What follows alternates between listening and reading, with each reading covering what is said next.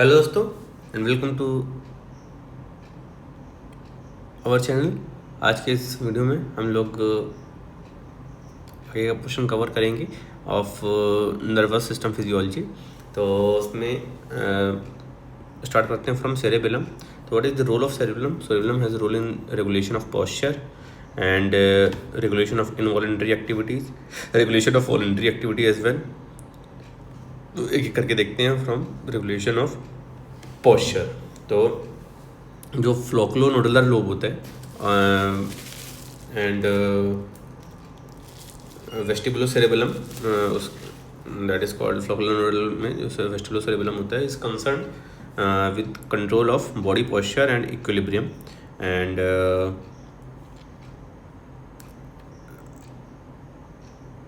इसमें सैक्यूल्स, यूट्रिकल्स and semi circular canals होते हैं वेस्टिबुल नहीं ईयर में। तो वहाँ से एफरेंट फाइबर्स आए और ये फ्लोक्लोनोडल लोब पे रिले करते हैं, वेस्टिबुलर न्यूक्लियाई पे रिले करेंगे।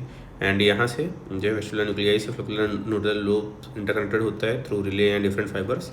एंड वेस्टिबुलर न्यूक्लियाई से अल्टीमेटली वेस्टिबुलो स्पाइनल ट्रैक्ट निकलता है, जो कि अपना स्पाइनल कॉर्ड में स्पाइनल मोटर न्यूरॉन से सिनेप्स बनाएगा, मसल को सप्लाई करेगा। एंड थ्रू दिस आर्क जो फ्लोक्लोनोडल लोब है it regulates the body posture.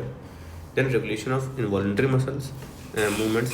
तो स्पाइनोसेरेबुलर जो है it receives proprioceptive inputs from all parts of the body and it is concerned with the control of the trunk, axial and limb muscles and postural reflexes, and thus cerebellum coordinates the subconscious gross movement with the help of the climbing fibers input and cortico-pontocerebellar pathway and the feedback impulse back to the motor cortex.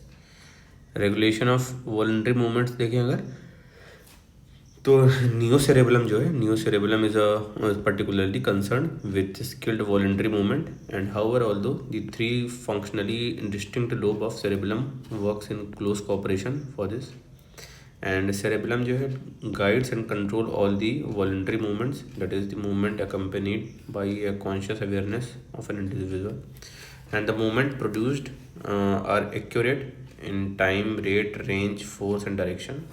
जो cerebellum का role है in control of the movement is to perform the critical task of comparing the information about what they are actually doing. The cerebellum thus plays an important role in the learning of the motor skills. And cerebellum बिलर function जो है through cortico ponto dentato thalamo cortical circuits होता है। Cortex, pons, dentate nuclei, thalamus and cortex का circuit है। ये इसके through movements जो हैं ये रेगुलेट होते हैं। तो फ्रॉम तो here is the motor cortex. Motor cortex है, पोंटाइन न्यूक्लियस है, मोटर कॉर्टेक्स है, पोंटाइन न्यूक्लियस इससे इम्पल जाएगा। एंड यहाँ से there is dentate nucleus in the cerebellum, dentate nucleus को इम्पल्स गया। डेंटेट न्यूक्लियस से जो इधर रेड न्यूक्लियस इधर थैलेमस में रेड न्यूक्लियस में एफरेंट जाएंगे एंड थैलेमस से again the impulse will go to the cortex. तो cortico, ponto, dento, thalamo cortical हो गया। एंड अल्टीमेटली जो है फ्रॉम दी पिरामिडल ट्रैक्ट जो कार्टिको-स्पाइनल ट्रैक्ट है वहाँ से एंड जो रेड न्यूक्लियस है, रेड न्यूक्लियस के भी जो एक्स्ट्रा पिरामिडल ट्रैक्ट है उसमें रिब्रोस्पाइनल ट्रैक्ट, पिरामिडल जो एक्स्ट्रा पिरामिडल ट्रैक्ट है वो। एंड फ्रॉम सेरेबेलम में रेटिकुलर न्यूक्लियस में भी जाएगा, रेटिकुलर न्यूक्लियस से रेटिकुलोस्पाइनल ट्रैक्ट है, ये भी एक्स्ट्रा पिरामिडल ट्रैक्ट का पार्ट है। एंड ये सारे सप्लाई करेंगे the proprioceptors of the muscles को। और यहाँ से एफरेंट फाइबर्स भी जाएगा स्पाइनोसेरेब्रल ट्रैक्ट के थ्रू सेरेबेलम में। तो this circuit is will control the learning of the motor skills. Then features of the cerebellar lesions देखते हैं। सेरेबेलर लीजन्स के फीचर्स क्या हैं? तो डिसफंक्शन है एंड फिजियोलॉजिकल बेसिस है। डिसफंक्शन में डिस्टर्बेंस ऑफ पॉस्चर, उसमें लीजन रहेगा तो देर विल बी एटोनिया और हाइपोटोनिया होगा, and loss of facilitatory effort of the new cerebellum होगा, and then muscle feel soft and limb moves to and fro freely. Attitude जो होता है, face is rotated towards the opposite side and leg is rotated outwards, and जो है पुल of healthy muscle यहाँ पे लगता है। इसके अलावा जो है होमोलैटरल शोल्डर जो होता है is lower than the opposite normal shoulder, pull of gravity जो है ये अनपोज होगी। Trunk is bent with concavity towards the affected side, and body weight is thrown on the healthy side.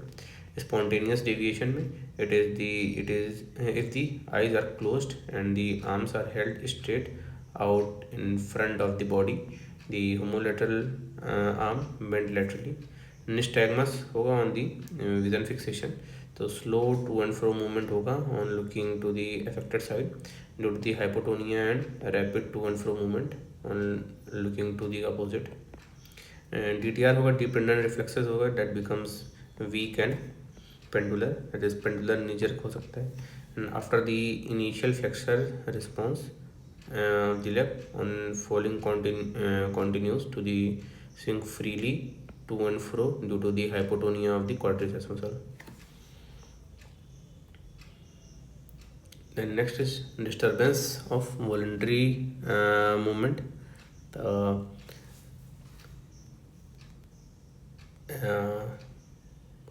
Voluntary movement disturbance होगा तो asthenia होगा, that is feebleness of the movement, and muscle tire readily, therefore voluntary movements are carried out very slowly. Cerebellar ataxia है, cerebellar ataxia में decomposition of the movement है, ए सिनर्जिया है and डिसमेट्रिया है, उसमें हाइपोमेट्रिया and हाइपरमेट्रिया है, दैट इज ओवर शूटिंग होगी उसमें। Dysmetria में पास पॉइंटिंग का कंप्लेंट रहेगा। Will be loss of neural circuits that is required to control the duration and strength of the movement, and coarse intentional tremor होंगे of around 4 to 6 per second. Coarse intentional tremor है, and entire movement can't be directed by a single motor command. Several other motor commands are required before the movement is completed. These disturbance can be demonstrated by जितने भी ये हमारे disturbance है उसके test होते हैं। तो एक फिंगर नोज टेस्ट होता है, patient face difficulty to place index finger over his nose, and rebound phenomena, patient can't break the movement. एडाई डोको का इनिशिया हो सकता है, पेशेंट कांट स्टार्ट और स्टॉप द मूवमेंट क्विकली और easily. And heel knee test करते हैं तो उसमें डिकम्पोजिशन ऑफ द मूवमेंट होगा हील नी टेस्ट में। एंड रंकेन में वॉकिंग इन जिगजैग लाइन होगा, एंड डिफिकल्टी होगा in maintaining balance due to the hypotonia. Slow and lalling speech होगा लाइक अ बेबी, तो imperfect use of the movement of the laryngeal muscles and tongue होगा। Next is to describe the function of basal ganglia in the voluntary action. So the neurons in the basal ganglia discharge before the movement begins. They discharge via the thalamus to area related to the motor cortex, and descending tract provide the final common pathway to the spinal motor neurons. Basal ganglia is involved in the planning and programming of the movement by preventing oscillations and after discharge in the motor system, that is in the process by which an idea of the voluntary movement is converted into a precise action. Activity of the basal ganglia increases during the slow steady damp movement and is silent during the rapid saccadic movement. And basal ganglia also activity of basal ganglia also inhibits the stretch reflex, that is muscle tone throughout the body by stimulation of the chordate nucleus. इसके अलावा जो नियोस्ट्रेटम है, it regulates the subconscious gross movement occurring in the grasp of the muscle. The chordate nucleus plays an important role in cognitive processes because of the interconnections of this nucleus with the orbitofrontal and dorsolateral prefrontal lobe. The globus pallidus जो है, it provides the appropriate muscle tone for performance of skilled movement. The substantia nigra is center for coordination of those impulses which are essential for skilled movement. The basal ganglia is responsible for control of normal automatic uh, and associated movements such as swinging of arms during walking. These movements are initiated by the motor cortex area number 6 and अगर देखें तो कैसे control होता है voluntary movement का, जो भी idea आता है, आइडिया आ जाता है कॉर्टिकल एसोसिएशन एरिया में, वहाँ से इम्पल्स जाता है through premotor cortex, lateral cerebellum and basal ganglia. Premotor cortex, lateral cerebellum भी इम्पल्सेस देते हैं प्रीमोटर कॉर्टेक्स को, and premotor and motor cortex में ये इंटरकनेक्शन है, एंड यहाँ से इंटरमीडिएट जो सेरेबेलम है, यहाँ पे भी इंटरकनेक्शंस हैं, एंड इसके थ्रू जो है मूवमेंट एग्जीक्यूट होता है। देन पार्किंसंस डिजीज, तो this is a condition usually occurs in the late middle age में होता है due to degeneration of dopaminergic nigrostriatal tract. Therefore concentration of dopamine in this region, that is nigrostriatal system, is reduced and hence it is a type of neurodegenerative disorder, and the fiber to the putamen are the most severely affected. तो जो नियोस्ट्रेटम है, पोटामेन, यहाँ पे D1 D2 जो है receptors होते हैं। Substantia Niagara पास compacta, यहाँ से जो है नाइग्रोस्ट्रेटल पाथवे जाता है, यहीं इसी का जो डिजनरेशन हो जाएगा तो पोटामिन जो है में डोपामिन की कमी हो जाएगी, दैट इज सीवियरली इफेक्टेड। और जो बेसल गैंग्लियन सिस्टम है, इट इज़ कॉर्टेक्स के जो है अंडर में, सेरेब्रल कॉर्टेक्स में नियोस्ट्रेटम है, सबस्टेंशिया नाइग्रा पास कॉम्पैक्टा, यहाँ से ग्लोबस पैलिडस एक्सटर्नस को और उसके थ्रू फिर सबथैलेमिक न्यूक्लियस को और ग्लोबस पैलिडस इंटरनस को ये सप्लाई आती है, एंड ग्लोबस पैलिडस जो है सबथैलेमिक न्यूक्लियस ग्लोबस पैलिडस इंटरनस को अलग से भी स्टिमुलेट करता है। ग्लोबस पैलिडस जो है इंटरनस ये इनहिबिट करता है थैलेमस को, एंड थैलेमस फर्दर स्टिमुलेट करता है कॉर्टेक्स को, एंड कॉर्टेक्स जो है ultimately brain stem and spinal cord के थ्रू को स्टिमुलेट करता है। ओवरऑल क्या होता है, there will be increase in the inhibitory output to thalamus and brain stem, और उसके वजह से ओवरऑल जो है इंक्रीज इन द इनहिबिशन हो गया तो मूवमेंट डिसऑर्डर्स होगा।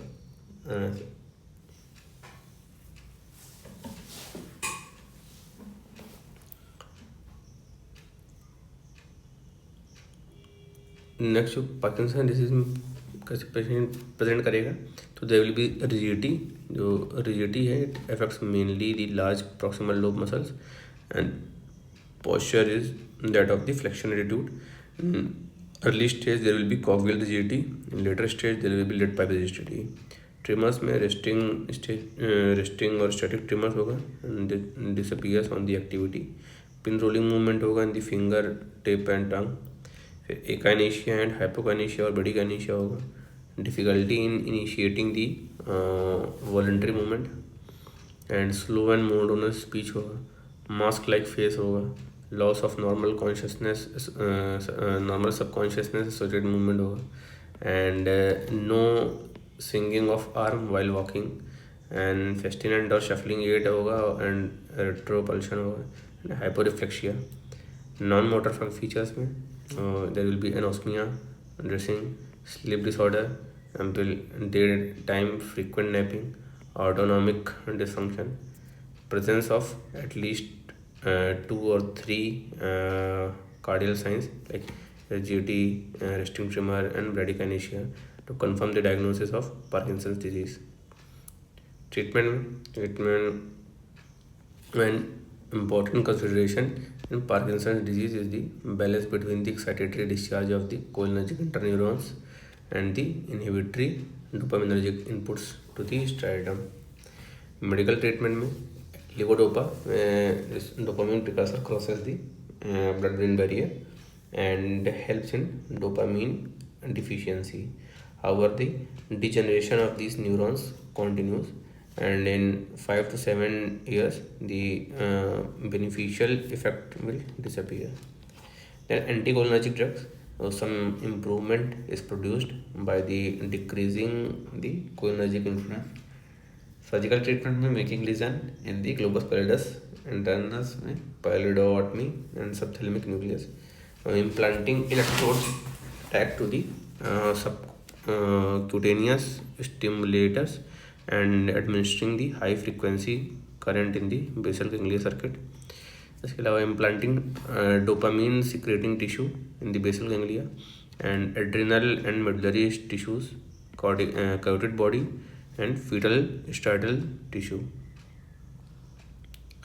एक्सपेरिमेंटल स्टेज ट्रीटमेंट हैं कुछ, like local injection of neurotrophic factor करते हैं attach to the like GDNF attach to the LNT virus vector so that the penetrate cells and has some promising results in the monkeys में दिखा है. तो after basal ganglia coming to the sleep and consciousness. Sleep एक cycle जो होती है, तो physiology जो है स्लीप की देखिए तो it is a physiological process by which the bodily functions are periodically rested. इसको स्लीप का डिफिनीशन है. Physiological process by which bodily functions are periodically rested. During sleep consciousness and power of will are partially और completely suspended and body activity generally is greatly reduced. Type of sleep क्या होती है? Non rapid eye movement NREM sleep होती है and REM sleep होती है. NREM sleep में slow wave sleep होती है एंड पैराडॉक्सिकल स्लीप आता है. एंड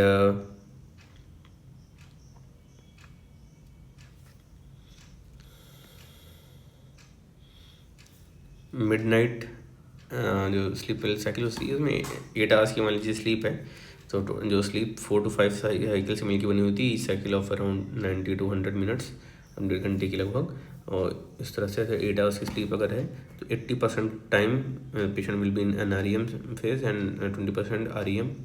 इन्फेंट्स में REM स्लीप थोड़ा ज़्यादा होगा, और जो सर्केडियन रिदम होगा उसमें पेशेंट इन अवेक स्टेज है, और अगर स्लीप में जा रहा है तो 1/3 है. 24 आवर्स में 8 आवर्स मतलब 1/3 स्लीप में है पूरे दिन में 24 घंटे में. तो उसमें जो है पहले जो है NREM स्लीप होगा, देन REM, फिर NREM, फिर REM, और उसकी फ्रीक्वेंसी और ड्यूरेशन बढ़ता जाएगा.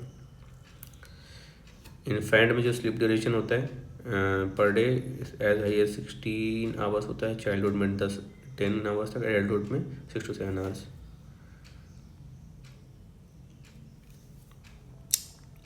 एंड जो EEG फाइंडिंग्स अगर देखें तो EEG फाइंडिंग में जो कॉन्शियस स्टेज होती है उसमें पेशेंट जो है अवेक रहेगा. इसमें बीटा रिदम मिलती है, low voltage and 13 to 30 hertz रहता है. फिर कॉन्शियस स्टेज से पेशेंट जाएगा अपना रिलैक्स जो है वेकफुलनेस में. तो इसमें भी पेशेंट जो है अवेक है बट रिलैक्स है विद आई क्लोज्ड, सोया नहीं है. एंड इसमें अल्फा रिदम मेनली होती है. एंड इसके अलावा अगर एक्सटर्नल या इंटरनल कोई भी स्टिमुलाई हुआ तो चेंजेस भी आते रहेंगे बिकॉज पेशेंट इज अवेक. फिर रिलैक्स्ड, यहाँ से रिलैक्स ड्राउजीनेस हो जाएगा. रिलैक्स ड्राउजीनेस में फैटीग एंड टायर्ड रहेगा पेशेंट. हेड में स्टार्ट टू ड्रूप, स्लीपी होगा बट नॉट अस्लीप. आईलिड्स में नैरो एंड क्लोज. तो इसमें अल्फा वेव्स में फर्दर डिक्रीज हो जाएगा इन एम्पलीट्यूड एंड फ्रीक्वेंसी.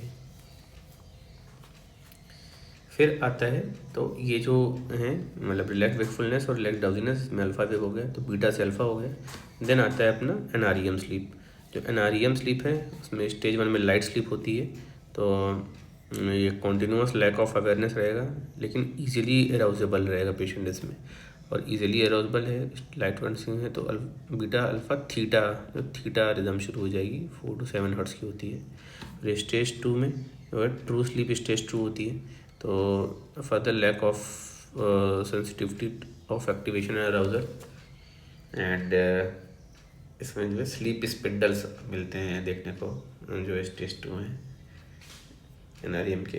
जो डीप स्लीप होता है, डीप स्लीप में फर्दर जो है स्लीप स्पिंडल और कम हो जाएंगे, तो 7 to 15 हर्ट्स के स्लीप स्पिंडल्स मिलेंगे। स्टेज 4 जो है इसको डीप स्लीप बोलते हैं। डीप स्लीप में इंक्रीज थ्रेशोल्ड ऑफ अवेकनिंग हो जाएगी जो है, and slow voltage delta wave मिल जाएगी। डीप स्लीप में D4 डेल्टा, तो डेल्टा वेव मिलेगी 0.4 to 4 हर्ट्स की होती है, और इसकी फ्रीक्वेंसी और कम हो जाएगी। एंड जो आरईएम स्लीप है, आरईएम स्लीप में ये डीपेस्ट स्लीप होती है, ग्रेटेस्ट रिलैक्सेशन होता है, ग्रेटेस्ट डिफिकल्टी टू अराउजल होता है। टोन जो है markedly reduced except eyes, and 80 to 90% of जो है time there will be patient will be dreaming. और ये डिसिंक्रोनाइज ईसीजी होगी, ईसीजी पूरा डिसिंक्रोनाइज हो जाएगा, and rapid low voltage irregular waves मिलेंगी। 1 सेकेंड इसका एम्पलीट्यूड रहेगा, एंड 50 माइक्रोवोल्ट एम्पलीट्यूड रहेगा, 1 सेकेंड इसकी वेवलेंथ होगी, एंड इट रिजेंबल थी जो बीटा स्टेज का जो वेव होती है उससे रिजेंबल करेगी, बट उसमें पेशेंट में अवेक होता नहीं है। And the genesis of REM sleep जो है, ये तुम लोग देख लिया। Why REM sleep is called as paradoxical sleep. तो पैराडॉक्सिकल स्लीप जो है बोलते हैं इसको because this sleeping person is difficult to arouse despite having desynchronized EEG, and that is characteristic of this awake sleep. तो ईजी फाइंडिंग अवेक की तरह दिखती है, अवेक में जैसे थीटा बीटा वेव है, सिमिलर टू बीटा वेव दिखेगा, but very difficult to अराउजेबल होगा। देन आता है control of sleep wake cycle. तो जो इसका स्लीप वेक साइकिल का कंट्रोल होता है, न्यूरल कंट्रोल है और हार्मोनल है। तो न्यूरल में जो सर्केडियन रिदम होती है, 8 hours sleep and 16 hours awake, ये कंट्रोल होती है by biological clock function of hypothalamic suprachiasmatic nucleus. Suprachiasmatic nucleus circadian बनाएगी, यहाँ से जो है ब्रेनस्टेम में there is arousal centre and there is sleep producing centre. तो जो अराउजल सेंटर होता है ये स्टिमुलेट होता है by sensory receptors and midline reticular formation, raphe nucleus in the pons and medulla. जो स्लीप प्रोड्यूसिंग सेंटर है it is stimulated by the removal of afferent nuclei, that is decreased जो afferent है, decreased RAS activity है, and stimulation of the hypothalamic areas like anterior and dorsal hypothalamic areas का stimulation होता है, sleep produce होती है। Neuronal जो mechanism है या केमिकल मैकेनिज्म है, तो उसमें क्या होता है, stoppage of discharge of serotonin secreting nucleus होता है इन दी रेफे न्यूक्लियस में। सेरोटोनिन सिक्रेटिंग डिस्चार्ज जो है स्टॉप हो जाते हैं, बंद डिक्रीज हो जाएंगे, इससे एनआरईएम स्लीप आती है। Then acetylcholine secretion in the cholinergic system जो है ये होगा, इससे शिफ्ट होता है एनआरईएम का आरईएम में शिफ्ट हो जाएगा। एंड डिस्चार्ज ऑफ नॉरएपिनेफ्रिन होगा from pontine reticular formation and locus coeruleus. Pontine reticular formation and locus coeruleus से नॉरएपिनेफ्रिन होगा, तो इससे आरईएम स्लीप बनेगी। And there are some other sleep producing chemicals like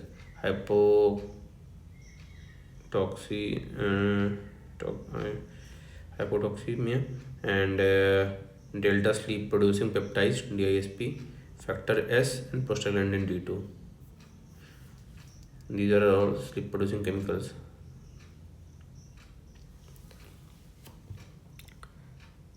next है कि describe the component of nervous system which are concern with the conscious alert state that makes perception possible. तो जो reticular activating system है RAS है and related reticular components are concern with the conscious alert state that makes perception possible, and is also called as ascending reticular pathway और ascending arousal pathway.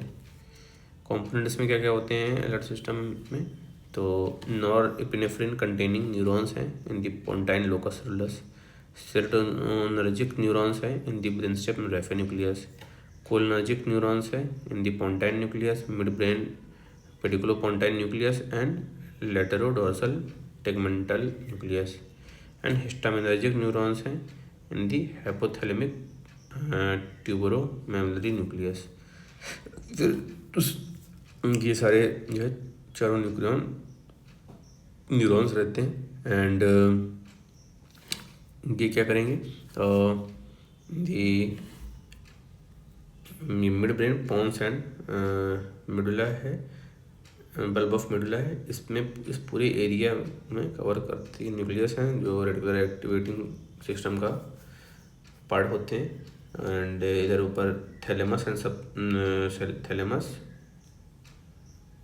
Thalamus है and hypothalamus है इसके नीचे, और subthalamus और mid brain pons bulb of medulla, इस पूरे area में there is nuclei that forms reticular activating system.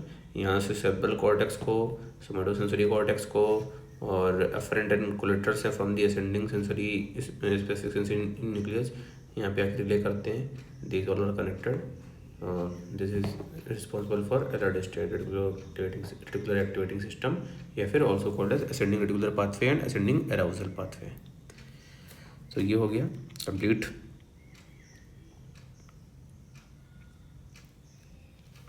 cerebellum, basal ganglia and sleep cycle and complete nervous system physiology. So hope you like this video. अगर अच्छा लगा तो please like comment and share and subscribe करें हमारे channel को, bell icon press कर दें। मिलते हैं नेक्स्ट वीडियो में, तब तक के लिए बाय।